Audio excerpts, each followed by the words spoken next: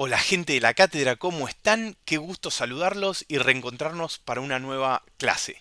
En esta oportunidad para tratar uno de los temas más complejos, menos abordados y claramente más polémicos de la teoría y de la práctica del anarquismo. Hoy vamos a abordar las sanciones y las resoluciones de conflictos sugeridas por el anarquismo, es decir, ni más ni menos que la idea de derecho que sostienen las tendencias del anarquismo. Y como les decía que este es un tema complejo y que es poco abordado, la tarea que tenemos por delante es bastante ardua y bastante compleja.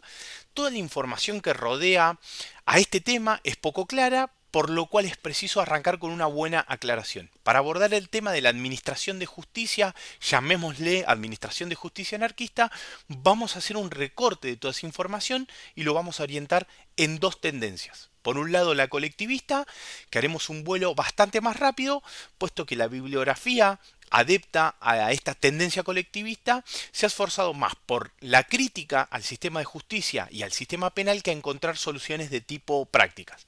Por el otro, daremos un poco más de recorrido a las tendencias del individualismo, que sumada a esa crítica al sistema sí aporta soluciones prácticas a los problemas tanto del delito como de resolución de conflictos en general. Más allá de esto, como refería hace un ratito nomás, al ser un tema no muy abordado, seguramente va a despertar en ustedes no solamente inquietudes, sino también ideas de cuáles serían los mejores métodos para poder aplicarse en torno a esta resolución de conflictos. Por lo cual sería excelente que los puedan manifestar en los comentarios.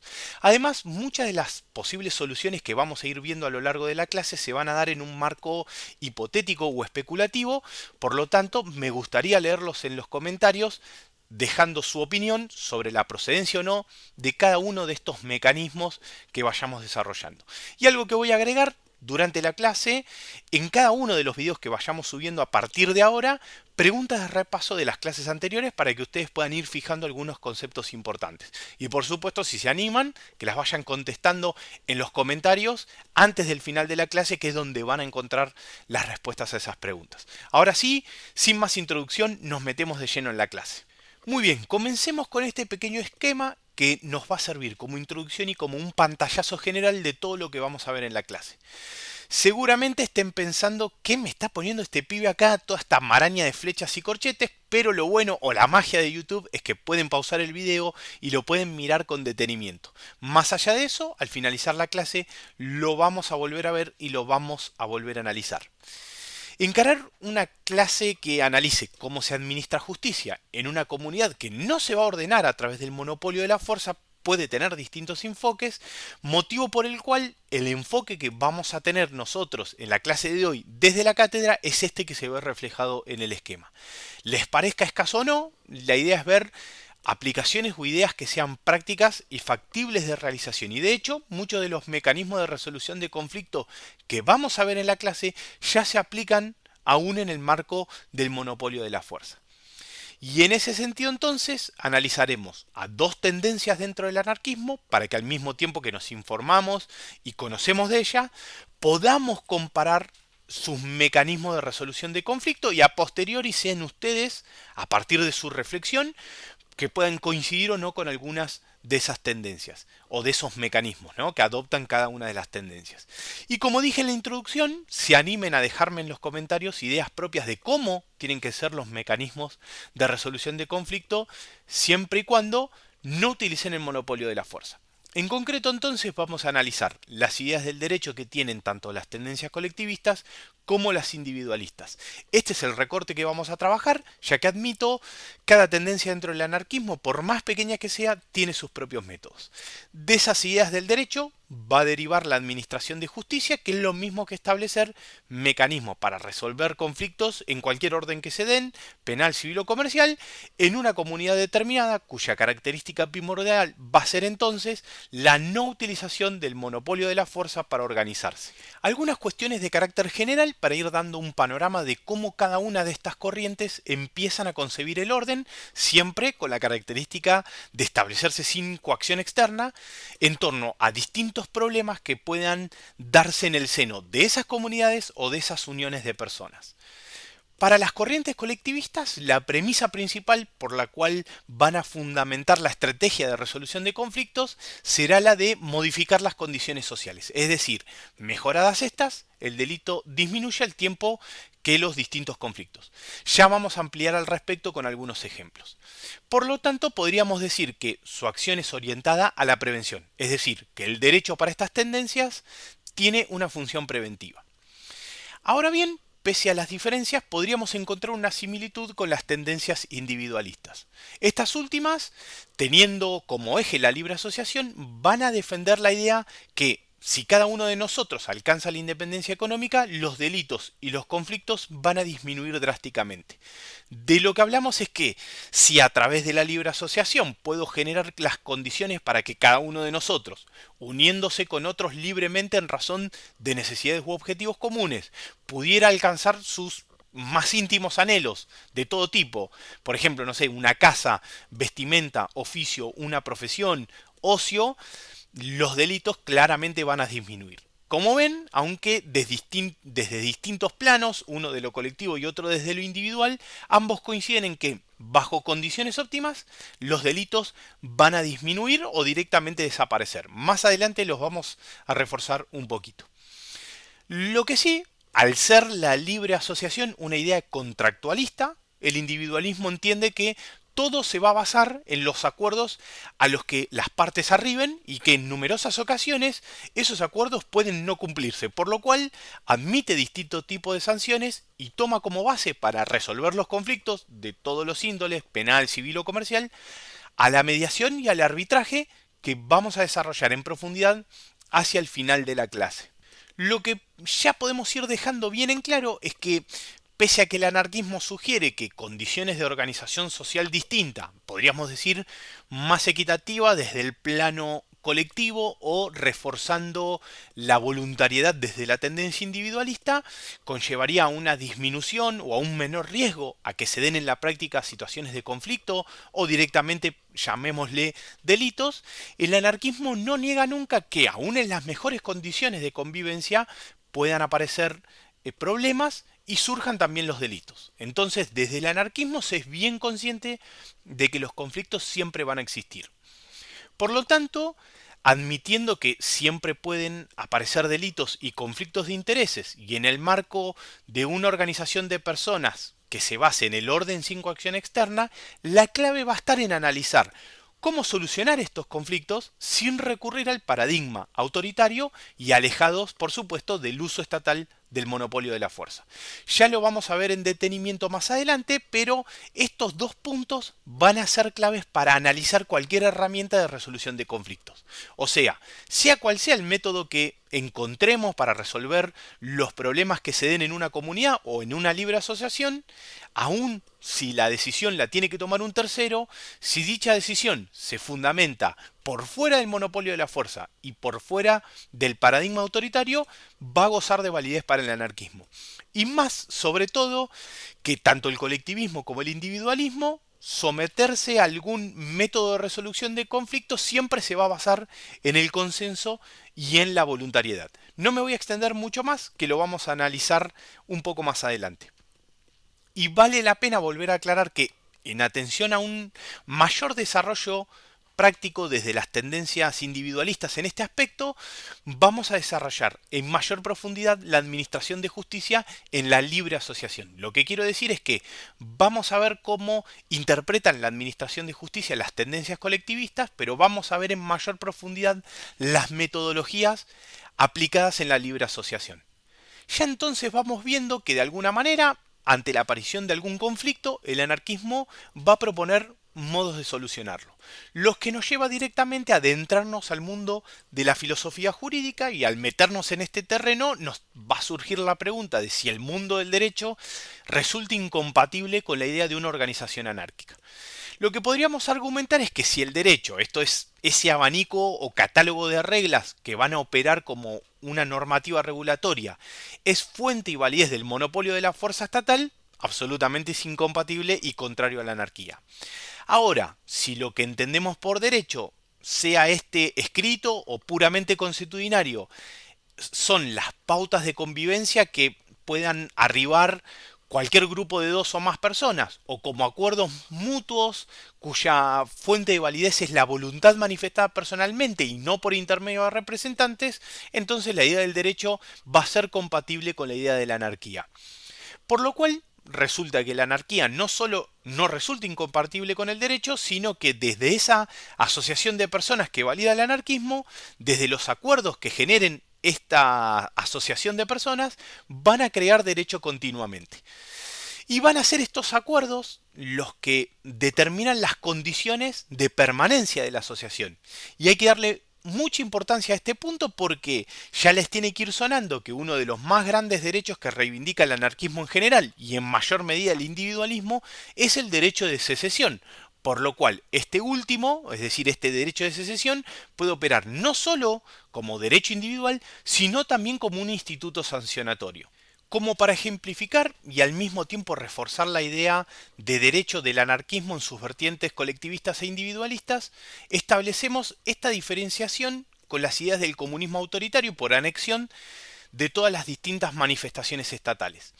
En esta clase de sociedades, las pautas de convivencia se validan a través de una especie de contrato de adhesión. Para el que no lo sabe, estos contratos se caracterizan por presentar un núcleo normativo rígido, propuesto unilateralmente por una de las partes. Ese núcleo normativo, o sea, ese catálogo de derechos y obligaciones, solo puede ser modificado por una sola de las partes, que es aquel que lo redacta.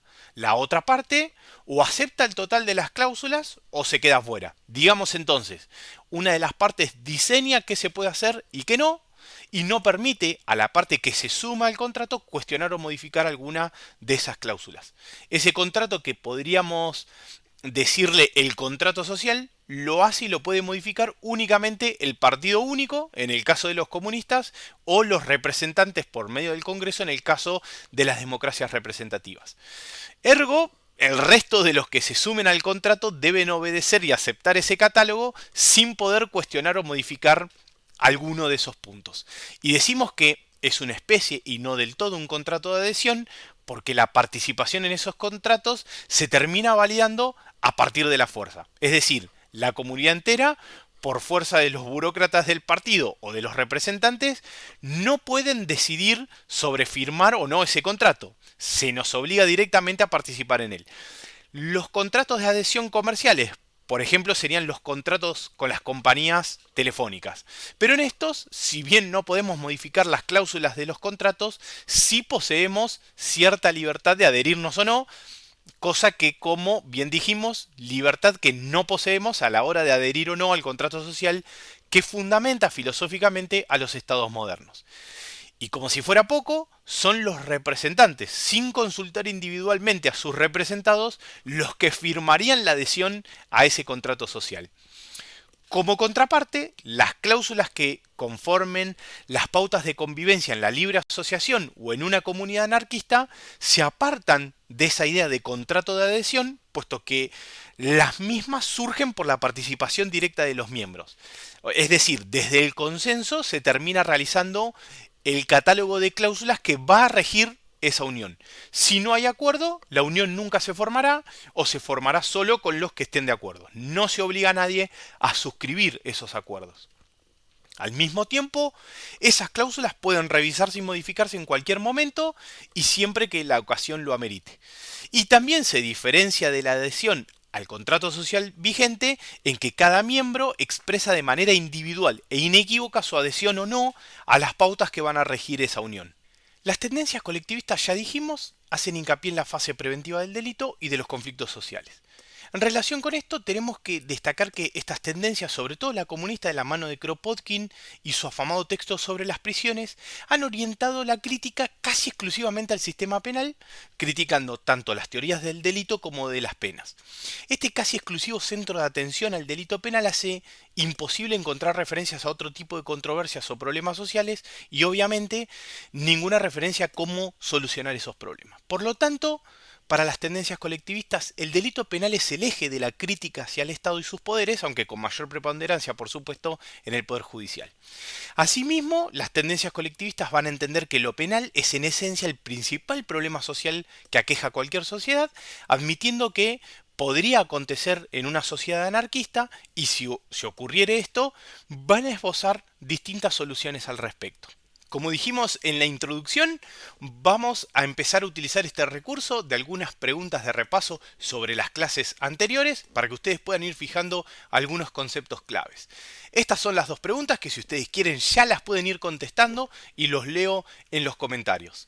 La primera: ¿cuáles son las dos premisas individuales que van a resultar fundamentales para que funcione una sociedad o una libre asociación sin necesidad ni de jerarquías ni de monopolio de la fuerza estatal? Y la segunda: ¿cuál es el principio de distribución de la riqueza del anarquismo comunista? Este es el establecido por Kropotkin. Si tuviéramos que caracterizar las ideas colectivistas en torno al delito y sobre todo a las penas, tenemos que decir que son abolicionistas. Es decir, descreen de la pena privativa de libertad, aunque será necesario comprender esta idea en el marco de un contexto bien definido. Tanto en el siglo XIX como principios del XX, las persecuciones políticas ideológicas por parte de los estados y las deudas impositivas que se contraían con estos culminaban indefectiblemente con la pena privativa de libertad, es decir, con la prisión efectiva. Esta resulta una aclaración importante porque, prescindiendo de aquellos anarquistas que cometían actos de acción directa o de propaganda por el hecho, la mayoría de los anarquistas de esa época o terminaban detenidos por sus ideas o por negarse a pagar impuestos, como le pasó, por ejemplo, a Kropotkin por idealista o a Thoreau por negarse a pagar los impuestos. Es en ese sentido que resulta bastante clara la idea abolicionista. Idea que, si bien sigue vigente, hoy con más dudas que antes, en atención a que delitos comunes que aquejan a cualquiera de nuestras ciudades poco tienen que ver con ese espíritu o esencia anarquista. De más está decir que es una materia más que discutible. Lo único que quiero remarcar es que, aún vigente el abolicionismo en las ideas anarquistas, hoy ya no es tan palabra santa como antes, está un poco más discutido su beneficio. Viene bien aclarar que lo que el anarquismo entiende por abolicionismo es la abolición de la pena, en concreto, encontrar alternativas a la pena privativa de libertad, lo que filosóficamente se inserta en la afirmación de que sin pena privativa de prisión se elimina el castigo y se abre paso a la reinserción mediante la educación de quien por cualquier razón no ha comprendido alguna de las pautas de convivencia de esa comunidad. Por lo tanto, la crítica está fundamentada en el castigo a la transgresión, lo que no quiere decir que el anarquismo colectivista no quiera solucionar dicha transgresión, solo que no lo va a hacer mediante el castigo. Para dar un poco de crédito a estas aclaraciones que estamos realizando, Aníbal Dauría, profesor de la Universidad de Buenos Aires, abogado, ha escrito muchos textos sobre el anarquismo. En su texto titulado Contra los jueces, va a afirmar que para los anarquistas, los actos de acción directa e ilegales no revestían una acción delictiva, sino que eran actos revolucionarios tendientes a derrocar los estados. Por ende, al no revestir carácter de delito esas acciones, el castigo con pena de prisión era incompatible. Y asimismo, nos va a decir que la justicia de aquel entonces, ojo, no digo que ahora no pase, pero más aún en aquella época, buscaba sancionar y juzgar a las ideas anarquistas a través de aquellos que cometían los delitos. O sea, condenar la idea del anarquismo al mismo tiempo que condenaba a los anarquistas que llevaban a cabo acciones delictivas. Con este panorama resulta mucho más sensato la idea abolicionista. Los colectivistas entendían que los delitos eran causa directa de la organización social. Van a hacer especial mención de la organización económica de orden capitalista y la propiedad privada. O sea, que los delitos se dan porque el capitalismo, al garantizar la propiedad privada, va a generar diferencias sociales y estas a su vez van a llevar a las personas a delinquir. Y en un razonamiento absolutamente lógico, van a sostener que si desaparece el capitalismo y con él la propiedad privada, no van a existir los delitos tal y como los conocemos. Si no hay propiedad privada, no va a haber delitos contra la propiedad. Si existe mayor igualdad, es decir, si existen menos diferencias sociales, no hay necesidad de querer lo que el otro tiene, no hay necesidad de dañar al otro para obtener bienes materiales. Si todos alcanzáramos lo necesario, las relaciones sociales se pacificarían y los conflictos entre las personas desaparecen o al menos se disminuyen drásticamente. A favor de este tipo de razonamiento, sí tenemos que decir que en las comunidades más prósperas actuales, en los países con mayor grado de desarrollo económico, las tasas delictivas disminuyen en comparación con aquellos países donde esas condiciones no se dan. Más allá de este planteo que puede parecer demasiado optimista, en general no se va a descartar que aún en esas mejores condiciones los problemas aparezcan. Y si esos problemas aparecen, los colectivistas van a intentar o van a propugnar por herramientas distintas para poder solucionarlos. En esta línea de pensamientos es muy interesante resaltar que en el colectivismo la propiedad no va a desaparecer del todo. Lo que desaparece es la propiedad privada, pero subsiste la propiedad colectiva. Esto es algo que por lo general lo pasamos desapercibido. Quiero decir que la propiedad de un grupo o de una comunidad determinada puede entrar en conflicto o en disputa con la propiedad de otra colectividad. Entonces es ahí donde, pese a encontrarse abolida la propiedad privada, se va a generar un conflicto y por supuesto hay que atenderlo y solucionarlo. Vamos a ver un poco más adelante el caso de Ravachol, en donde se van a contrastar dos posturas bien definidas. Por un lado, el abolicionismo y la defensa anarquista del ilegalismo, y al mismo tiempo el rechazo de muchos anarquistas a los hechos delictivos. Por lo cual tiene que ir quedando bien en claro que la idea abolicionista va a estar relacionada a la oposición a la pena privativa de la libertad, que la lleva a cabo el monopolio de la fuerza estatal como un mecanismo de castigo y de control social.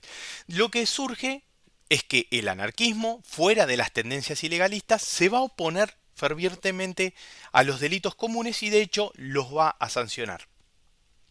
A estas alturas de la información que fuimos aportando en la clase, me gustaría plantearles a ustedes y leerlos en los comentarios.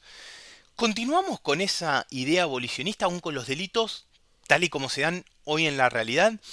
Al menos en Argentina, esto es una opinión personal, la marginalidad absoluta en muchos de los barrios hace que los delitos ya sean aberrantes y que aquellos que delinquen no tengan ninguna ética ni moral.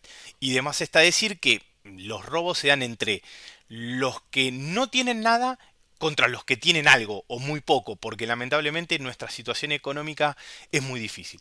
En ese orden de ideas, Kropotkin manifestó claramente que el delito ejercido sin ningún tipo de ética ni de moral, en mi parecer el delito como se da hoy en la realidad, no es ni tiene que ser defendido por el anarquismo. Y resulta interesante ver también que, a diferencia de la izquierda autoritaria y los gobiernos populistas, el anarquismo no tiene un relato romántico de la pobreza. Estará siempre en la idea de desaparecer la pobreza, no de ensalzarla. Siempre va a buscar desterrar la pobreza a quien la encuentra como la responsable de esta pérdida de valores. Lo vamos a ver bien marcado en el caso de Ravachol unas filminas más adelante. Es decir, el anarquismo lucha contra la pobreza y la marginalidad a quienes ve con un sentido absolutamente peyorativo o negativo. El título de la filmina es absolutamente didáctico porque bien se me podría oponer que la vocación a un sistema penal puede parecerse más a la lógica actual del Poder Judicial que a un cambio radical desde una tendencia antiautoritaria. Más allá de eso, nos da el pie a comprender que, aún desde la mirada antiautoritaria, el anarquismo va a hacer algo con los transgresores de las pautas de convivencia, por lo cual, que en el anarquismo no existe un derecho legislado, que en mi opinión sí podría existir, por ejemplo, digamos, todas las pautas escritas en una especie de código, pero ojo, con la gran salvedad, como ya lo hemos mencionado, que esas pautas no van a permanecer inamovibles, sino que van a poder modificarse siempre que resulte conveniente. Por lo tanto, que no exista un derecho legislado no da lugar o no da habilitación a causar daños a otros que convivan en ese mismo territorio, sean o no parte de la asociación. Recordemos que en un mismo territorio pueden convivir libres asociaciones o individuos aislados. Filosóficamente, las tendencias colectivistas argumentando sobre la validez de las posibles sanciones que pueda tomar la comunidad con un transgresor, va a advertir que la esencia del delito tiene un carácter mercantilista y que la acción coactiva que tiene el delincuente tiene su origen en una motivación de obtener bienes que la sociedad de consumo capitalista sugiere que hay que tener. En sí entonces el delincuente va a perpetuar el sistema capitalista y va a ser una suerte de víctima y de cómplice del sistema capitalista al mismo tiempo. Es en razón de esta idea que van a proponer tres tipos de hipótesis de resolución de conflicto. El rechazo de la comunidad, esta es una sanción bastante llamativa, sería tratar a los miembros de la asociación como anarquistas y a los no miembros como no anarquistas. En simples palabras, la cooperación y la ayuda mutua va a recaer solo sobre los anarquistas y los no anarquistas indiferencia. A lo sumo, si por cualquier razón un no anarquista necesitara de un anarquista, este último, según su criterio, puede ayudar o colaborar con el no anarquista o abstenerse de hacerlo. Hice un trabalenguas, espero que se haya entendido. La educación y la rehabilitación del transgresor, no hay mucho desarrollo práctico, pero sí mucho teórico, pero tanto Kropotkin como Malatesta van a insistir en que es responsabilidad de toda la comunidad la rehabilitación. Cuando digo que no hay desarrollo práctico, digo que no se menciona en qué condiciones o en qué espacios se va a desarrollar la rehabilitación o la reinserción del transgresor. Por último, para el caso de que las dos primeras fracasen y que las acciones del transgresor puedan poner en peligro la vida de otros miembros de la comunidad, la sanción máxima va a ser la expulsión de la comunidad. Sobre esta sanción, Juan Ervil, a quien mencionamos habitualmente, va a decir que si bien es factible y es efectiva, no soluciona el problema del todo, sino que lo va a trasladar a otra comunidad. Y Malatesta también va a decir que es una sanción que debe tomarse de último recurso y que siempre se debe estar a la rehabilitación. Esto es algo muy importante. Sea cual sea la decisión que se tome, se va a dar por la intervención de la comunidad reunida en asamblea. Claro está, se va a tomar por el sistema de mayoría simple, o sea, el 50% más uno. De lo que se deduce que no va a haber ni organismos, ni instituciones, ni personas determinadas que van a ser las encargadas de impartir justicia, sino que lo va a hacer, como lo venimos diciendo, la comunidad entera. Es una justicia comunitaria directa. Lo que no nos define el colectivismo, digamos, no hay bibliografía al respecto, es de cómo se va a llevar a cabo ese proceso, cómo se lleva a cabo esa asamblea, cómo se aportan las pruebas, el tiempo que va a durar y un larguísimo etcétera. Y aunque la respuesta a estas preguntas puedan resultar obvias, conforme todo lo que fuimos viendo y argumentando, sí me gustaría dejárselos para que ustedes se manifiesten en los comentarios. ¿Las sanciones en el anarquismo van a conformar la categoría de castigo? Y por ejemplo, ¿vamos a utilizar espacios cerrados para ocuparnos de esos transgresores de los pactos de convivencia? Las tendencias colectivistas nos van a decir un no rotundo a ambas cosas, ni cárcel ni castigo. La sanción no puede ser castigo porque siempre se va a buscar la reinserción del transgresor. Y en base a esa premisa, la cárcel jamás va a ser tenida en cuenta porque, como bien afirma Kropotkin, la cárcel no educa, no cumple esa función principal de la idea de justicia de las tendencias colectivistas, esto es, la prevención a través de la educación y la educación para rehabilitar. Y acá dejo algunas preguntas sin respuesta, pero que sirven para abrir el hilo del debate. Estamos de acuerdo en que no al castigo ni a las cárceles, porque sabemos que no sirven o no cumplen la función para la reinserción. Hoy, reinserción al modelo estatal, pero de ser una sociedad anarquista, reinserción al modelo del orden sin coacción externa. Pero entonces, ¿cómo hacemos con aquellos que puedan dañar físico o psicológicamente a otros miembros de la comunidad? El ejemplo más fácil, ¿qué hacemos con los homicidas?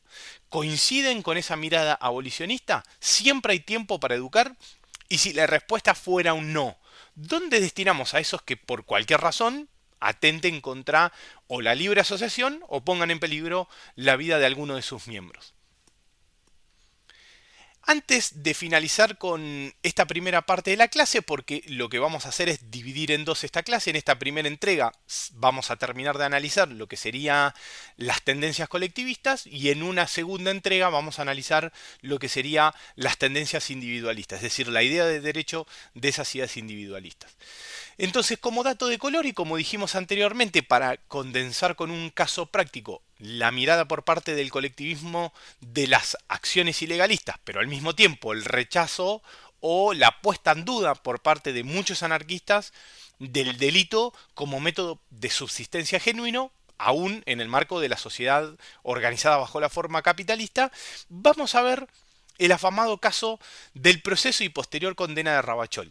Y demás está decir, también les dejo abiertos los comentarios para que opinen sobre este caso particular.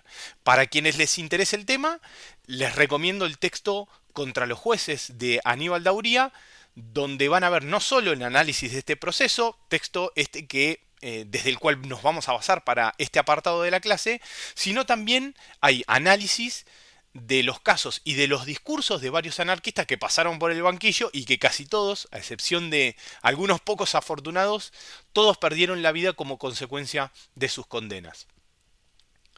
François Coinstein, nacido en Francia en 1859, va a pasar a la historia como Ravachol.